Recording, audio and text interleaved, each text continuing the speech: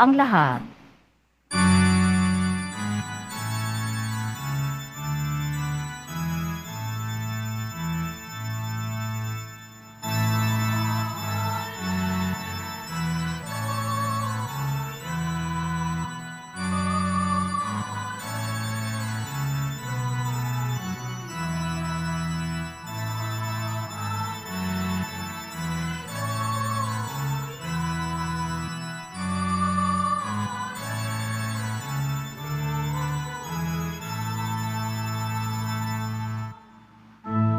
Sa punay manatili, siya'y sa ating lalagin. Mabungang magluwalhati.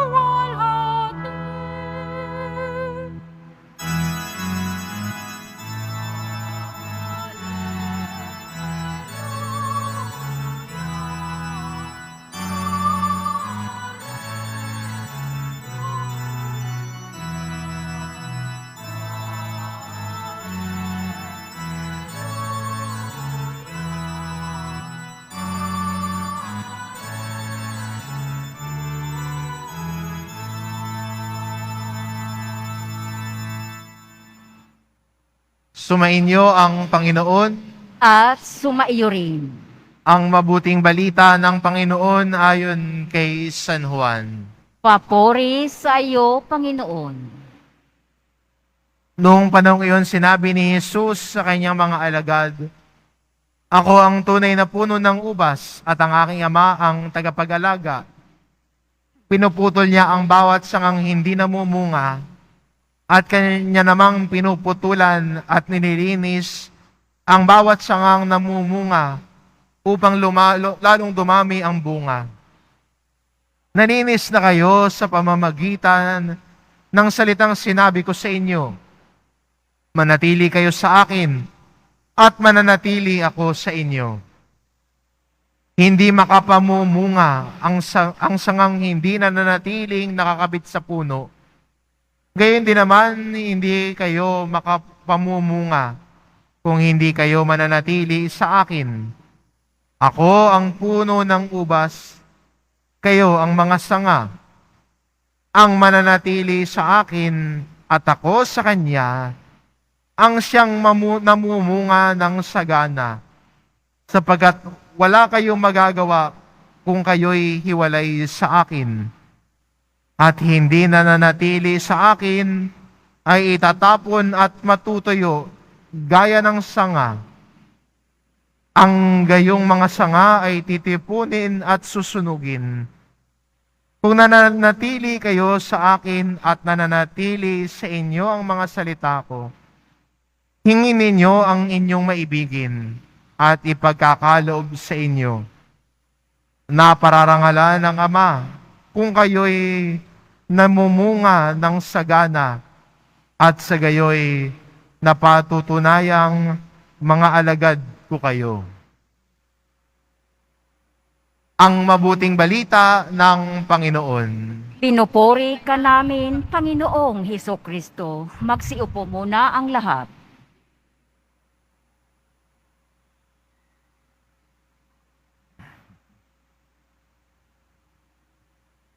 Totoo ba to? Minsan yan ang tanong ng mga apostol nung nabalitaan nila na si Pablo o si Saulo na taga-usig ng mga Kristiyano ay bumalik sa Jerusalem at nais na maging kabilang sa mga alagad. Totoo ba to? Yung dating ng taga-usig, yung nanghahunting sa mga Kristiyano para sila ay ipabilanggo.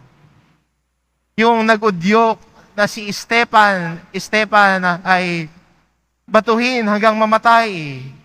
Ngayon, gusto na maging alagad. Totoo ba to? Kaya nung si Saulo ay dumating sa Jerusalem, pagkatapos sa kanyang pagbabagong loob, nang si Jesus ay makilala niya sa daan ng Damasco, mula sa taga-usig, naging tagapahayag. Dahil Bakit nagbago ang buhay niya? Dahil nakilala na niya si Kristo. Yung Diyos na nagpakita sa kanya sa daan, ang una niyang tanong, sino ho kayo? Yan yung unang tanong ni Pablo nung nagpakita sa kanya si Jesus eh. Sino ho kayo? At sinabi niya, ako si Jesus, ang iyong inuusig. Si Jesus nagpakilala sa kanya. At ganoon din naman sa buhay natin bilang Kristiyano. Ang una nating tanong, sino siya? Sino yung may tangan ng krus sa may altar at may magsasabi sa iyo, siguro'y magulang mo, o ninong o ninang, si Jesus Nazareno yan. Ituturo tayo para makilala si Jesus. At yung paglalakbay ni Pablo, hindi naman agad niyang nakilala si Jesus. May mga gumabay sa kanya, nagturo sa kanya ng mga aral at turo ni Jesus. Ipinakilala sa kanya, sino si Jesus? Kaya natagpuan na niya si Jesus. Pero pag natagpuan, sana wag nang iwan. Kaya ang paalala, ang imbitasyon sa atin ng ating ebanghelyo na manatili tayo sa Panginoon. Natagpuan na natin si Jesus, patuloy nating kinikilala si Jesus, pero sana manatili naman tayo sa Panginoon. Ano ba yung mga pagkakataon na nalilimutan natin o humihiwalay tayo kay Jesus? Yung kasalanan natin, yung katigasan ng ulo natin at minsan pagmamayabang natin, na tila'y mas magaling pa tayo sa Diyos. At minsan sinasabi natin sa Panginoon, ay, alam ko na yan, narinig ko na yan. Kabisado ko na yan. Kabisado ko na yung 10 Commandments, Father. Araw-araw po ako nagsisimba, Father. Tuwing Biyernes Linggo, Father, nasa Quiapo ho ako. Pag January 9, sumasama po ako sa trastasyon. Nagsisimba pa ho ako, Father. Pero kahit ganun pa man, kung hindi nagbabago ang buhay, patuloy pa rin na namumuhay sa kasalanan. Pwede ngang nagsisimba, pero chismosa naman. Pwede ngang tuwing linggo nga nagsisimba, mapanira naman at mapangusga. Kung kilala natin si Jesus, ang buhay natin nagbabago. Kung talagang natagpuan na natin si Jesus, tinatalikuran na natin yung pangit nating gawain at nagtaumatahak na tayo sa daan ng pagbabago ng buhay. Tulad ni Pablo, nung nakilala si Jesus, nagbago ang buhay. Sana tayo din mga Kristiyano, pag nakilala na natin si Jesus Nazareno, at ang tao nakakakilala sa Kanya, nakikinig sa Kanyang salita, at ang salita ng Diyos ay sinusubukan na isabuhay ito, tayo ay nananatili kay Jesus. At ang taong nananatili kay Jesus, nagdudulot ng bunga. May bunga ho ang pananampalataya. At ano ang bunga ng pananampalataya natin kay Jesus? Ano yung bunga ng debosyon natin kay Jesus? Pag-ibig. Sabi ni Jesus sa Ebanghelyo ni San Juan, malalaman ng buong mundo na kayo'y mga alagad ko kung magmamahalan kayo. Kaya ho, ang tatak at marka ng taong nananatili kay Jesus, siya ay marunong magmahal. At ang taong mapagmahal, hindi nanguhusga ng kapwa. Ang taong nagmamahal, hindi na mamaliit ng kapwa.